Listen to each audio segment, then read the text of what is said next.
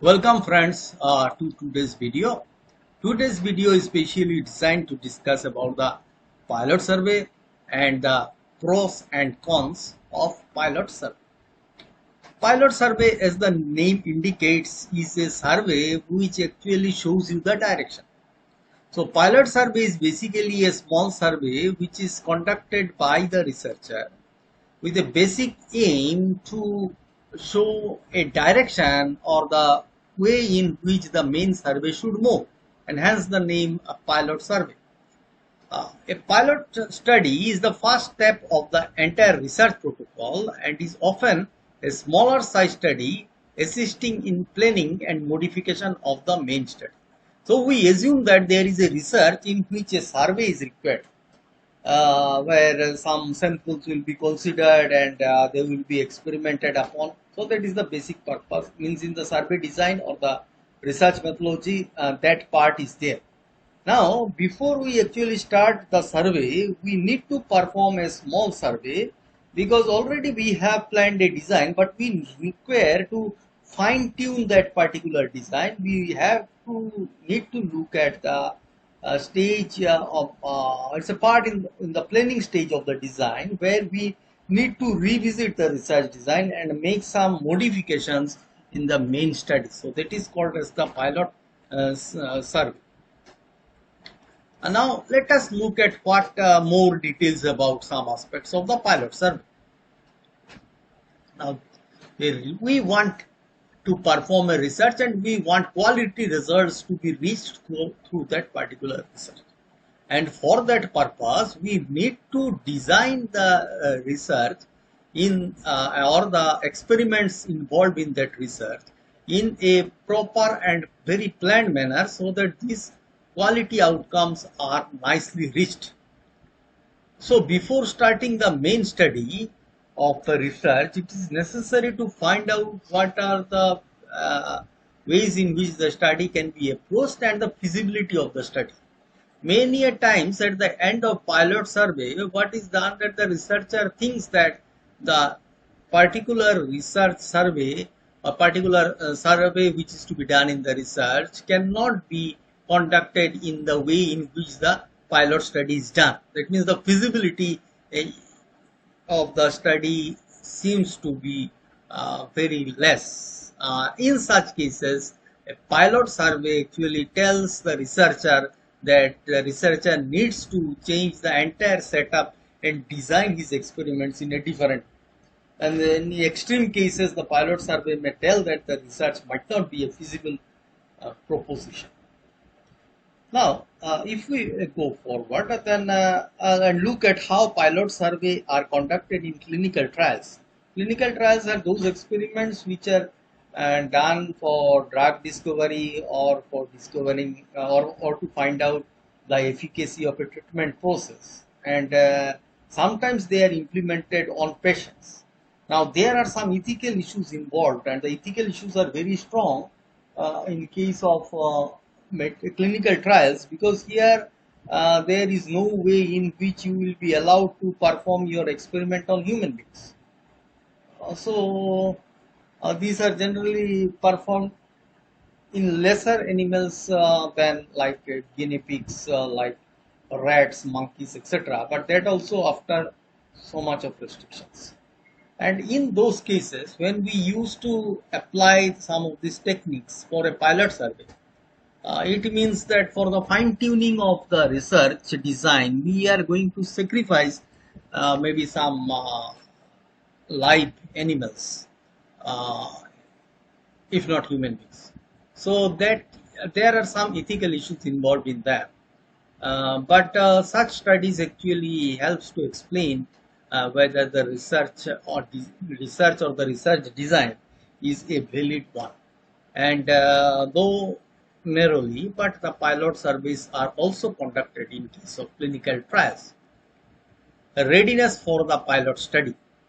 The researcher who performs the pilot study should be aware of certain factors and which we call the readiness of the research. This is the purpose of the study. The purpose of the pilot study should be very clear to the researcher. It is not just studying a smaller sample than what is planned in the main survey, but it is about that what all issues the pilot survey need to address. Is it to find out the feasibility of the study? Is it to find out that what might be the results of the study? Is it to fine tune the questionnaire of the study? Because the questionnaire put to test will make many things clear, that the questionnaire is too lengthy, some questions seem to be repetitive, the respondent becomes bored of answering such a big questionnaire, and does not feel like completing the questionnaire, especially at the later half of this. So these are some of the issues which are addressed during pilot survey, and then the researcher should know that what exactly is the purpose of this pilot survey. What are the research questions that are addressed to the pilot survey? That shall be clear before the researcher who is actually planning or implementing the pilot survey. The schedule or the questionnaire that is to be tested, that should be known to the researcher. He or she should have a habit of going through it and making minor changes before the pilot survey is conducted, so that once you are into the survey, there is no ambiguity because of the questionnaire or the schedule. And the experimental methods, if it is an experimental survey, not just collecting of information, but some experiments are involved in the research design, then what are the experimental methods that are to be used, and in case you find that the experimental methods are not very successful, some further improvements might be required. Utility of the survey. While performing the pilot study, the researcher gets a training of how to perform the main study. That is a very important thing, that the researcher or his assistant gets a training through the pilot survey, and what all things he is expected to do and how they are to be framed or how they are to be implemented. So this is about the utility of the pilot survey. Now let us look at some of the objectives of the pilot survey. The pilot study is performed reflecting all the procedures of the main study. So whatever be the procedures of the main study, to the extent possible, those are also to be kept in the pilot study, so that the main study is attained after a set of, or at least being repeated once by the researcher. So the researcher is actually aware about all the methods in the main survey through the pilot survey. This is done so that the pilot study can be utilized to validate, and the feasibility of the study can also be checked. So once the researcher goes through all stages of a pilot study, he knows what type of survey is to be done, why this survey is to be done, what are the things that need to be addressed, etc. The pilot study provides with an opportunity of testing the instruments that are to be used for the measurements in the main study. The pilot study provides with an opportunity of testing the instruments. So there are some of the studies might have some physical instruments, sometimes some research instruments, even a questionnaire is also a research instrument. Now when we speak of the instruments, it does not mean a physical instrument. Even a questionnaire is also an instrument with the help of which the research is been, or the survey is being done. So anything which helps us in the survey or maybe in physical things as well, especially in case of experiments. So these are tested, and the pilot survey give us an opportunity to test these instruments of research. The researcher and the assistant researcher must be fully aware about the purpose, the method, and the procedure of the study. So once the researcher and his or the research group is aware about the purpose of the pilot study and what are the methods which are to be practiced or which are to be implemented in the pilot study, and thereof the procedures, that is the way in which these are done, all these things should the researcher and his assistant should be aware of. The pilot study also provides with an opportunity of testing the suitability of the method of data collection. Because if primary data is been the concern here, so primary data, there are different methods of collecting. Like one may use a questionnaire which is emailed to the respondent, one may use a schedule, Another person may think that it is an observation method through which we can observe and find out the things. So there are different other methods of collecting primary data as well. So initially the researcher might have thought that a particular method, say schedule method, would be more appropriate, and then he might find that the respondents are quite aware of the matter and do not require so much of an explanation.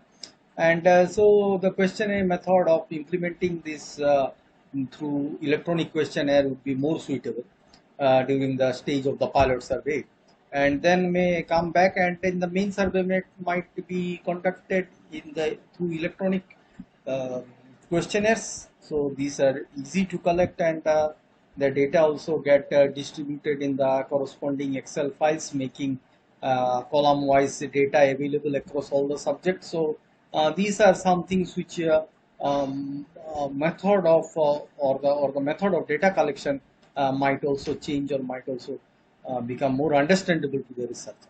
A pilot study can also find out if the technique of data collection and experimentation is acceptable to the respondents. So sometimes it so happens that the method of data collection, or the way in which the experiments are to be performed, or the questionnaire is designed, might not be very much suitable to the respondents. So in case of pilot survey, these issues also raises, and the researcher may take a decision of changing the process of experimentation or the technique of data collection in the main survey. So these are the basic objectives of the pilot survey. Now we go on to the next slide, and then we have something more about the pilot survey. Some few more points need to be understood. First is regarding the sample size of the study. That if we are going to perform a pilot survey, what should be an appropriate sample size? There is no rule as such that this should be the sample size, and it actually depends on the type of population and the availability of the sampling units. Now, you might be dealing with an event which is rarely occurring in a particular population. So, if you select a random sample, you might end up finding no one who has who falls under your study, because they don't satisfy some of the criteria. For example, suppose you are interested in studying the problems faced by economic problems faced by cancer patients. Now, when you look at a group of people and select randomly, it may so happen that there are few, almost none cancer patients there. So you need to actually understand that what is the way in which you should deal, because cancer patients are not very frequent, because these and also it might be a painful exercise of collecting data from them, because all of them might not be healthy enough or not in a position to discuss all such issues. So it is in such studies, it is highly expected that you can't afford to have a big sample size of your pilot study. So in such studies, obviously your pilot survey will have lesser number of samples, very small maybe. But in some normal type of samples, like say you want to study on smoking habit and health issues. So every smoker is almost all the smokers will be comfortable discussing this issue. So it is easier to get any number of sample size to study this. Now, when you are in a pilot survey, in such cases, it is believed that 30 is a good sample size per group. For a per group means, suppose you are to study the gender-wise smoking issues and health hazards. So one group is male, another group is female. So 30 from each of them is good sample size, reasonable sample size for a pilot survey. But whenever these 30 people are selected from the two groups, it should be ensured that there is variability in that. Variability in terms of age, variability in terms of frequency in which they smoke, so that the pilot survey can give a clearer picture of what might go and what might happen when the big survey is conducted, in terms of the result, in terms of outcome, in terms of the time required to get the information, etc. So this variability is one thing, but obviously this sample size is selected in non-random fashion, mostly in a non-random fashion, in a purposive way. These 30 people groups of 30 each are selected from the two populations, two groups, and so when we go for this purposive type of selection, then this is a non random sampling technique, and so in that case we actually try to bring in or invite more variation uh, as more as possible, so that all the different characteristics of the population is reflected to the extent possible in a pilot survey. Though pilot survey is not designed to give generalization of the results, yes, yet we try to keep the concept of variation there, because some of the parameters might be estimated through the pilot survey, which we may require before we conduct the main survey. Like for determination of sample size, you require the proportion, population proportion, and you require the variation in the population. But since we are not exposed to the parameters, and so the outcome of the pilot survey might be very useful in this regard, and that's why we try to introduce variation, though we select it in a purposive manner, yet we want to keep the concept of variation in the sample selected for pilot study. Now, once we do the pilot study, we reach to some outcomes. Now, what are the primary outcome of the study? Now, on completion of the pilot survey, the collected data are analyzed. Fine.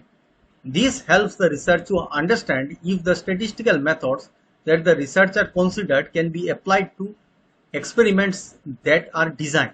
Now, what statistical methods that can be applied to the research design that is available, those things might also be decided based on the outcome of the study.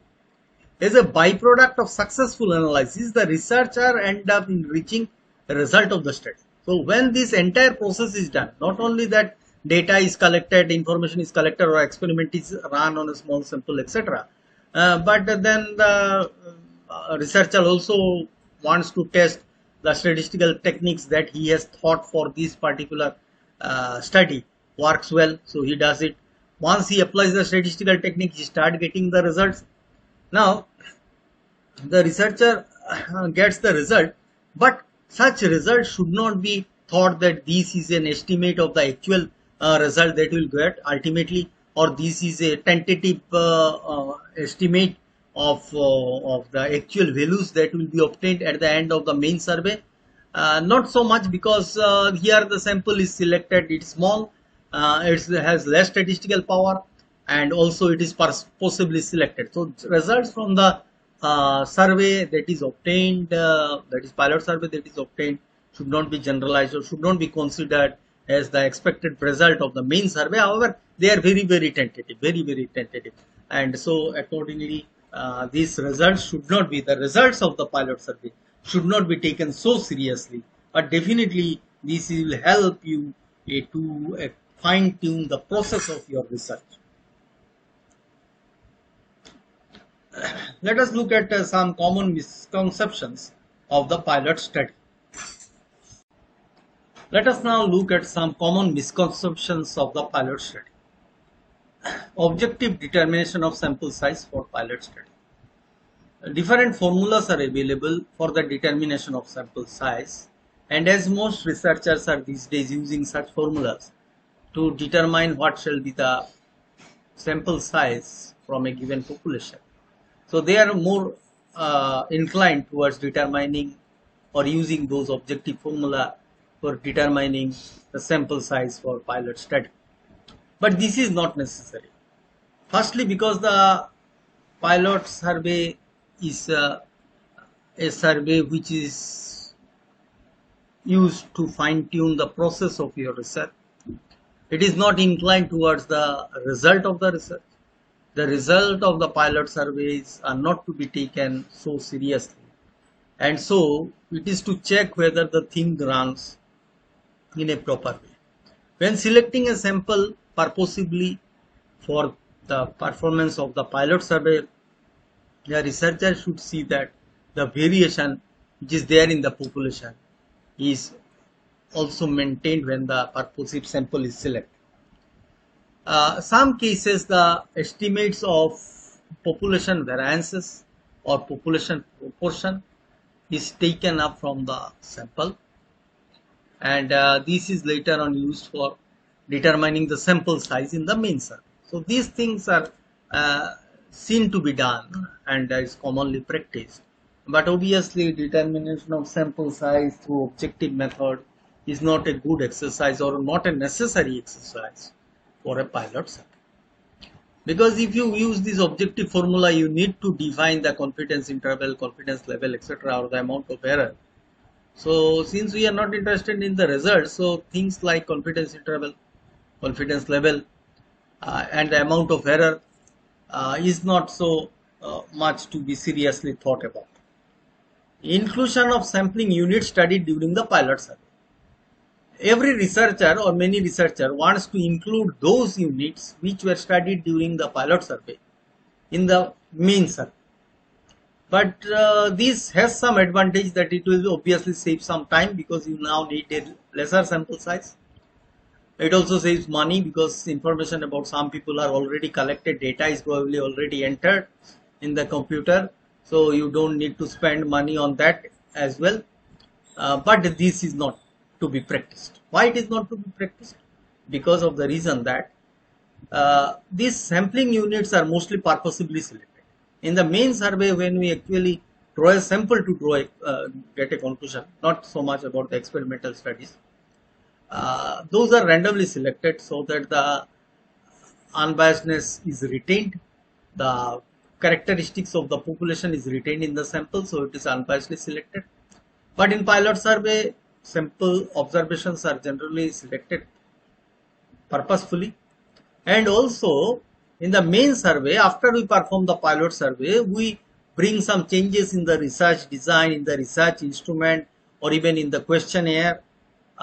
So many aspects of the pilot survey changes in the main survey. So the units collected and the information collected during the pilot survey should not be retained in the main survey, but for the main survey things are to be done afresh. Reporting results of statistical significance of the pilot survey. As we have already discussed, that the sample values, sample observations of the pilot survey are selected in a non-random fashion, selected purposely. So such things should not be subjected to hypothesis testing. So we should not test the hypothesis because of this non-random nature of the pilot survey. Even if in some cases we randomly select the members of the pilot survey, but even then the things or the hypothesis should not be tested or statistical tests should not be performed in those data sets, though randomly selected in some cases. But because of the reason that we actually work with a very small sample and statistical significance is not of any relevance for the pilot study, and so statistical tests of hypotheses or statistical tests of descriptive statistics or should not be calculated based on the observation collected from the for the pilot survey. Though we may calculate it for analyzing the results of the pilot survey, but that should not be taken forward as the main findings of the survey. That part should be ignored. Statistical tests is not useful, but one may want to check his or her computer program for a statistical test or a statistical method using the data from the pilot survey, but not beyond that. It should not be something which gives the result. Using results of a pilot survey, as pilot study is an exploratory stage of the research, so the findings are only suggestive and not conclusive. That means you cannot reach to a conclusion based on the pilot survey, but you should get the suggestion out of that. That what are the suggestions that we actually take from this study, and these are not actually conclusive. These are only very much suggestive. So they are given the suggestions. We can take these suggestions and go for it, but we should not reach to a conclusion about it Based on the result of the pilot survey, the researcher decides whether to proceed with the main study or to make modifications to the study design. So, the pilot survey actually tells the researcher that whether the main study requires some modification or the way in which the main study is planned can be continued, that a direction is shown to the researcher by the pilot survey. Sometimes the pilot study indicates that no modification in the study design is required, but thorough monitoring of the study is necessary. That means design wise it is perfect, but it needs proper monitoring because there are scope where some errors may creep in at different stages of the study. So let us have a very thorough monitoring of the entire process. Even if some cases the pilot study may indicate that the said research is not feasible and needs to be terminated. This is a very extreme case where the pilot survey tells that the result of the study or the study that is been performed or the way in which the study is proposed needs to be terminated because this is not feasible, this is not sustainable. So these are very extreme cases. Hardly it is faced, but not that it is improbable. It sometimes happen like that. In such cases, the researcher might think of a auxiliary way of solving these issues or change the research design to a great extent so that feasible methods can be obtained. So this is all about pilot study. So pilot study is a study which we generally have during the planning stage of the research, and we have covered this with its pros and cons, and I hope this video will be a learning experience for you. Thank you for watching this video.